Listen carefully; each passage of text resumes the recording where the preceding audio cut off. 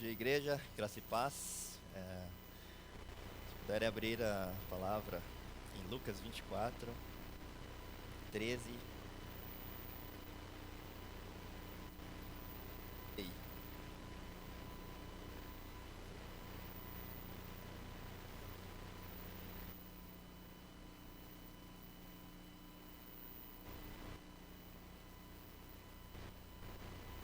Versículo 13, capítulo 24. Naquele mesmo dia, dois deles estavam indo para um povoado chamado Emaús, a 11 quilômetros de Jerusalém. No caminho, conversavam a respeito de tudo que havia acontecido. Enquanto conversavam e discutiam, o próprio Jesus se aproximou e começou a caminhar com eles. Mas os olhos deles foram impedidos de reconhecê-lo. Ele lhes perguntou: sobre o que vocês estão discutindo enquanto caminham? Eles pararam com os rostos entristecidos. Um deles, chamado Cleopas, perguntou-lhe: você é o único visitante em Jerusalém que não sabe das coisas que ali aconteceram nesses dias? Que coisas? Perguntou ele. O que aconteceu com Jesus de Nazaré? Responderam eles. Ele era um profeta, poderoso em palavras e em obras diante de Deus e de todo o povo. Os chefes dos sacerdotes e as nossas autoridades o entregaram para ser condenado à morte e o crucificaram. E nós esperávamos que era ele que ia trazer a redenção a Israel. Hoje é o terceiro dia desde que tudo isso aconteceu. Algumas das mulheres entre nós deram um susto hoje. Foram de manhã bem cedo ao sepulcro e não acharam o corpo dele. Voltaram e nos contaram que tinha tido uma visão de anjos que disseram que ele estava vivo. Alguns dos nossos companheiros foram ao sepulcro e encontraram tudo exatamente como as mulheres tinham dito. Não o viram. Ele lhes disse: como vocês custam a entender e como demoram a crer em tudo o que os profetas falaram. Não devia o Cristo sofrer essas coisas para entrar na sua glória? E começando por Moisés e todos os profetas, explicou-lhes o que constava a respeito dele em todas as Escrituras. Ao se aproximarem do povoado para o qual estavam indo, Jesus fez com que ia mais adiante. Mas eles insistiram muito com ele: fiquem conosco, pois a noite já vem, o dia já está quase findando. Então ele entrou para ficar com eles. Quando estava à mesa com eles, tomou o pão, deu graças, partiu e deu a eles. Então os olhos deles foram abertos e o reconheceram. E ele desapareceu da vista deles. Perguntaram-se um ao outro: não estavam ardendo os nossos corações dentro de nós, enquanto ele nos falava no caminho e nos expunha as Escrituras? Levantaram-se e voltaram imediatamente para Jerusalém. Ali encontraram os 11 e os que estavam com eles reunidos e que diziam: é verdade, o Senhor ressuscitou e apareceu a Simão. Então os dois contaram o que tinha acontecido no caminho e como Jesus fora reconhecido por eles quando partia o pão. Essa passagem é a conhecida passagem do caminho de Emaús, né, onde Jesus aparece para os dois discípulos. É uma das primeiras aparições depois da ressurreição. E aqui, que dia era, né? Era o terceiro dia após a crucificação, o domingo de Páscoa. E Jesus já estava vivo. Havia apenas rumores, ele já tinha aparecido para as mulheres, né, que foram lá visitá-lo, levaram, enfim, para cuidar ali do corpo. Elas estavam se perguntando como iriam abrir ali a pedra, né, que era muito pesada, como que elas iam fazer. Chegando lá, a pedra já estava aberta, né, o sepulcro estava aberto, e os anjos falaram: Jesus não está aqui, Jesus vive. E quando elas voltaram correndo para falar para os discípulos, Pedro já imediatamente falou: opa, peraí, vou lá ver, vou verificar. Ele foi correndo para verificar e realmente tudo que elas falaram tinha acontecido. E aí esses dois discípulos, a Bíblia não especifica muito, né? Só apenas um, que é o Cleopas. Eles estavam indo para esse vilarejo, esse lugar chamado Emaús, a 11 quilômetros de Jerusalém. E no meio do caminho eles se lamentavam, né, conversando, muito tristes, o que tinha acontecido com Jesus, o nosso mestre, né, ele foi morto, né, e quando Jesus começa a conversar, eles até falam, a gente já esperava que ele fosse o Redentor, né, que ia libertar o povo de Israel, mas, né, não sei o que esperar, não sei o que pensar. Eu não vou me aprofundar muito nesse texto porque é um texto muito longo e hoje a gente precisa ir um pouco rápido. E eu gostaria já de ir direto para a aplicação. Aqui, quando fala assim, mas os olhos foram impedidos de reconhecê-lo, os olhos dos dois discípulos foram impedidos de reconhecer que aquele homem era Jesus. Alguns dizem que é porque Jesus ele já estava com uma aparência um pouco diferente, né? Uma aparência glorificada, já na preparação para a ascensão, na preparação para ir para os céus, para a sua glória. Outros dizem que é porque realmente Deus Pai foi lá e fez de propósito para eles não reconhecerem quem era Jesus. Independente dessas duas colocações, fato é que nós sabemos, por conta de outros relatos após esse, que Jesus estava com as marcas. E Jesus era o mesmo homem. Maria Madalena reconheceu Jesus por quê? Pela voz, né? Tomé, quando duvidou, falou, eu quero ver as marcas. Jesus foi e mostrou as marcas. Falou, toque aqui, toque do meu lado. Então, de fato, era o Jesus, o mesmo homem, e ele estava com as marcas da crucificação. Isso é fato. Mas então, por que eles, de alguma forma, não reconheceram? E eu gostaria de jogar 3 pontos que eu gostaria de pensar nas nossas vidas. Primeiro ponto, talvez estivessem abalados com a derrota. Tão abalados que não conseguiam enxergar a vitória. Eles andavam com Jesus. E com certeza eles viram muitos milagres. Eles mesmos falaram, né, no relato, ele era um profeta poderoso em obras, poderoso em palavras. Não só as palavras eram poderosas, mas em obras. Ele fazia muitos milagres, realizava maravilhas. Mas ele está morto. Ele foi morto crucificado. Como assim? E às vezes nas nossas vidas a gente fica abalado também. Abalado com algumas derrotas. Abalado com algumas coisas que acontecem, algumas situações que nos impedem de enxergar a vitória. Todos nós que conhecemos a Bíblia, né, conhecemos a verdade, sabemos que a nossa vitória já está garantida. O final do livro a gente já leu. Mas às vezes a gente fica cego e a gente não consegue enxergar porque a gente está muito abalado. Mas o que eu gostaria de falar hoje é que nós temos a plena liberdade de entregar para Cristo, aos pés da cruz, aquilo que tem feito a gente se sentir assim, abalados, derrotados. Entrega aos pés da cruz. Se você passa por isso, se você se sente assim, às vezes não está sentindo Deus, às vezes não está conseguindo, sabe, avançar na vida, entregue para Deus. Temos liberdade de entregar tudo aquilo que a gente já passou, tudo aquilo que a gente ainda não tem e aquilo que a gente tem nas mãos de Deus. Porque essa é a liberdade que nós temos em Cristo Jesus.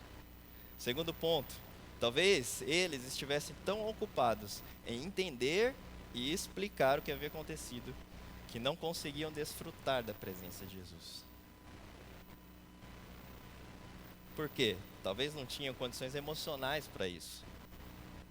Eles estavam tão abalados, o que eles estavam conversando e discutindo ali antes de Jesus chegar era justamente a morte dele. E agora? Como vai ser? E as nossas esperanças? Nós tínhamos certeza, era Ele que ia fazer a libertação do nosso povo, que ia trazer isso, que ia governar, que ia reinar. E agora? Foi morto numa cruz.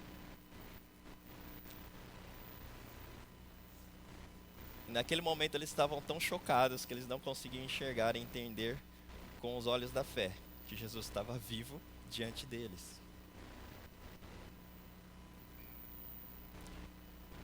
Por quê? Por que é tão importante o Jesus vivo diante deles? Porque até então, se a gente parar para pensar, culturalmente, realmente é complicado de um judeu, de um israelita entender que aquele Jesus era o Salvador, era o Rei. Por que que era complicado? Porque até então ele tinha feito vários sinais e maravilhas, sinais como os profetas faziam.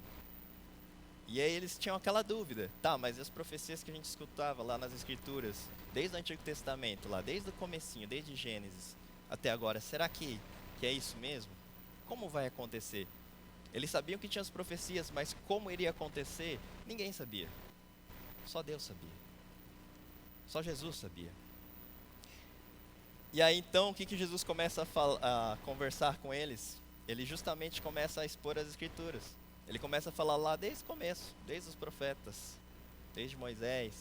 Começa a falar todas as profecias que tinham a respeito dele. Né? E ele fala, não está escrito que o Cristo precisava vir aqui, passar por todas essas coisas, para então, né, ir para a sua glória? E eu fico imaginando a conversa deles ali, 11 quilômetros andando ali com Jesus, conversando sobre essas coisas, Jesus expondo as Escrituras e mostrando cada parte das Escrituras onde estava escrito sobre Jesus, sobre ele, sobre o que deveria acontecer. Mas o Jesus vivo, ali na frente deles, significava algo muito mais profundo. A redenção que eles esperavam, talvez, era aquela redenção, né, em cima de um governo, de um sistema. Né? Eles eram governados pelo sistema romano, na época, opressor. E, com certeza, eles imaginavam um rei, talvez parecido com Davi, libertador, que ia dominar sobre todos os povos. Mas Jesus vem e morre numa cruz. Como assim? O que vamos fazer agora? E era complicado de entender na cabeça deles isso. E dá pra gente se colocar no lugar e entender que realmente era difícil. Mas Jesus vivo, ele traz a verdadeira redenção. Porque ele traz a libertação e a redenção dos pecados. E aí já não é mais uma redenção física, política, de governo. É uma redenção eterna, porque nos leva à eternidade. Porque nos traz a salvação. Porque nos tira da condenação. O sacrifício dele e a ressurreição significa que Jesus venceu a morte. Significa que ele é Deus. E que ele se deu por nós, como Cordeiro Santo. No nosso lugar. Então eles estavam ali nessa situação, né? Então talvez isso na nossa vida, às vezes a gente tenta ficar, a gente tende, né? Tem a tendência de tentar ficar entendendo e explicando do que simplesmente caminhar com Cristo e desfrutar da presença dele. E a presença dele é maravilhosa. A gente não precisa mais de nada. A gente acabamos de cantar, Jesus, eu só tenho a ti. E eu fiquei cantando esse refrão, né? Eu pensei, Jesus, eu só tenho a ti. Como é forte isso? Sabe por quê? Porque a gente não precisa mais de nada. Às vezes parece que está fazendo drama. Eu só tenho a ti, não tenho mais nada nessa vida. Não, gente, é o contrário. Nós temos tudo e muito mais em Jesus. Terceiro ponto, talvez estivessem com a ideia de que Jesus devia se manifestar de uma forma espetacular. Né? Não podiam, de forma que não podiam entender a simplicidade de uma conversa pelo caminho. Às vezes eles estavam ali, nossa, será que essa profecia é verdadeira mesmo? Será que que as mulheres viram lá é verdade? Jesus está vivo? Porque se ele estiver vivo e ele ressuscitou dos mortos, aí a história muda. Mas eu acho que ele vai aparecer de uma forma assim espetacular. Ele vai derrubar o imperador e vai sentar no trono e vai governar, e agora os israelitas vão governar sobre tudo. Né? Talvez esperassem isso. De tal forma que não podia entender a simplicidade de estar andando ali do lado de Cristo. E quantas vezes nós queremos isso?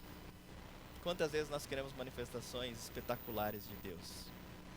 Quantas vezes? Às vezes a gente quer que Ele fale conosco de uma forma especial, de uma forma diferente, que mande um profeta do Senhor para falar com você, que você tenha uma visão clara de um anjo, como as mulheres tiveram. Às vezes a gente quer manifestações de milagres espetaculares. Deus continua fazendo isso. Ele nunca parou de fazer isso. E Ele vai continuar fazendo milagres. Mas, como esses dois discípulos, nós precisamos ter cuidado. Sabe por quê? Porque a gente já sabe toda a obra que aconteceu aqui. Aqui era no terceiro dia, no dia que Jesus ressuscitou. Ainda estava meio nebuloso, difícil de entender como ia ser daqui para frente. Mas nós não, nós sabemos tudo. Até o final. Então nós precisamos ter cuidado da gente ficar esperando essas coisas espetaculares, essas manifestações extraordinárias, sendo que o Espírito Santo está em nós. Jesus está conosco. Ele nos prometeu, né, que iria andar conosco, que iria estar conosco. Temos que ter cuidado com isso, temos que ter cuidado, porque muitas vezes a gente usa moeda de troca com Deus. Às vezes a gente quer, de forma penitente, de forma assim, digamos, eu vou orar mais, eu vou ler mais a Bíblia para receber mais. Sabe? Mas o que Jesus fez aqui não tem nada a ver com isso, porque é pela graça que nós alcançamos a salvação. Ele vai se manifestar, Ele vai fazer o que Ele quer, porque Ele quer fazer. Pelo amor dEle, pela graça dEle, não depende de nós, não depende do nosso esforço. E às vezes a gente acaba, né, nos condenando, a gente condena nós mesmos. Eu não estou sentindo a Deus. Eu não estou longe de Deus. Deus se afastou de mim porque eu sou ruim. Eu vou te falar uma coisa, Deus não se afastou não. Deus está aqui, Deus está presente. E Deus não se afasta porque Ele é Emanuel, Ele é Deus conosco. Nós que nos afastamos de Deus. Nós que fugimos da sua presença. Ele está aqui caminhando conosco pelo caminho o tempo todo. E Ele não vai nos deixar, porque Ele já prometeu. E Ele já enviou o teu Espírito.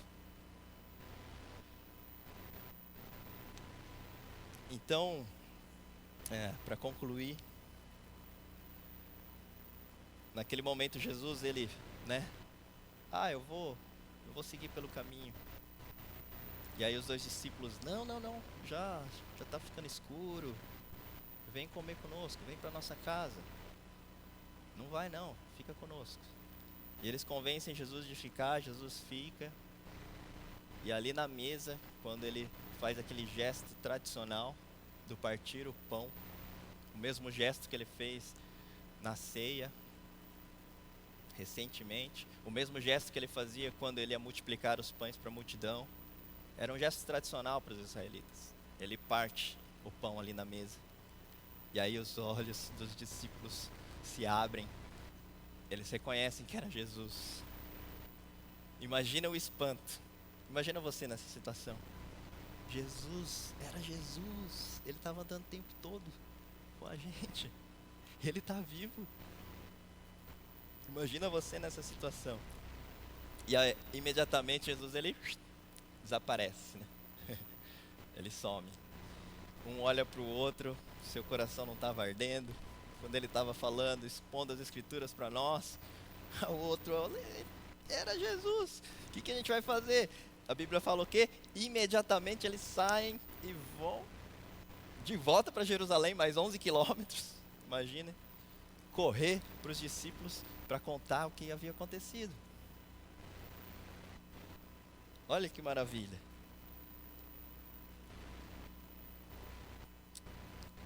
Eles foram contar, e aí os discípulos também já haviam tido contato com Jesus, Pedro, né? E Eles contaram a história que tinha acontecido, essa história, relataram para os discípulos. Mas o que eu gostaria de falar é que nós possamos ter esse mesmo entusiasmo que esses discípulos tiveram quando viram Jesus, quando perceberam que estavam com Jesus. Sabe? Que possamos ter esse entusiasmo, essa prontidão imediata de anunciar que Jesus vive. Porque Jesus Cristo está vivo. Que possamos ter isso sempre. Sabe? Nós não estamos anunciando qualquer coisa. Estamos anunciando vida. Estamos anunciando salvação. Estamos anunciando a obra do nosso Criador. Estamos anunciando o Cordeiro de Deus. Estamos anunciando a salvação. E também que possamos desfrutar da presença do nosso Senhor, porque Ele está conosco, andando conosco pelo caminho, nos ensinando, sabe? Da mesma forma que Ele ensinou os discípulos ali, toda a Escritura, Ele nos ensina todo dia. Ele caminha conosco todos os dias e Ele cuida de nós. Se você tem alguma necessidade, com certeza Ele vai cuidar de nós, de você. Entende? Ele vai estar sempre pronto para partir o pão, sempre pronto para te sustentar, seja qualquer tipo de necessidade, física, emocional, espiritual, porque Ele está conosco. E Ele cuida de nós com muita graça e muito amor, o amor incondicional. Amém? Vamos orar? Senhor Jesus, nós reconhecemos quem o Senhor é. Obrigado porque nós temos esse privilégio, Senhor, de reconhecer quem o Senhor é. E o Senhor é o nosso Salvador. O Senhor é o Senhor dos senhores, é o Rei dos reis. E está acima de qualquer tipo de governo terreno. O Senhor é o Rei do universo, Rei sobre todas as coisas, incomparável. E nós te agradecemos, Deus, pelo privilégio de te conhecer, pelo privilégio de poder, Senhor, andar com o Senhor. Obrigado porque o Senhor é Deus conosco. Obrigado porque não depende dos nossos esforços, mas é totalmente pela sua graça, Senhor. Deus, que possamos desfrutar da tua presença no nosso secreto, no nosso quarto, no nosso íntimo com o Senhor. E desfrutar também no dia a dia. Que possamos pregar o Evangelho de forma com senso de imediato, Senhor, como esses discípulos tiveram. Porque nós carregamos a verdade, Senhor. E a verdade é o Senhor, que liberta, que cura, que restaura, que transforma, que tira o nosso pecado. Nós te agradecemos e te louvamos todo o nosso coração. Em nome de Jesus. Amém.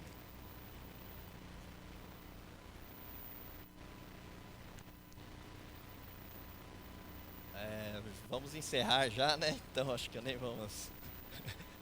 Não tem dirigente, né? Já estava saindo aqui. Vou dar a bênção, tá? Ficar de pé.